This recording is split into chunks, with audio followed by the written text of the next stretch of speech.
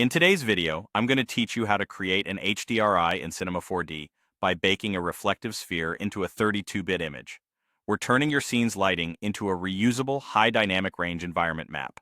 This is great when you want consistent, realistic reflections and light in other projects, because a 32-bit HDRI preserves the full brightness range, from subtle shadows to intense highlights, without clipping.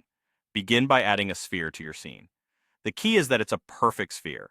No deformations, no squashing, and no modifiers that change its shape. Place it at the world center so any reflections align properly. A smooth sphere is essential because any faceting would show up in the baked map, so keep its default smoothing or Fong tag intact.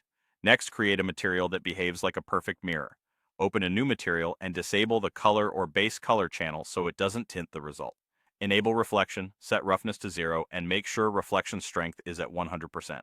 If your material has a legacy specular highlight, turn it off so the reflection is pure. Apply this material to the sphere. At this point, your sphere should reflect the entire scene with razor-sharp clarity. That's exactly what we want to capture. Now it's time to bake. Select the sphere and open the Bake Texture command. You're telling Cinema 4D to sample what the sphere sees and save it as an image. In the bake settings, choose a high resolution that matches your needs. 4K is a good starting point for general use, and you can go higher for more precision. Set the bit depth to 32-bit and choose a true HDR format such as HDR or OpenXR, XR.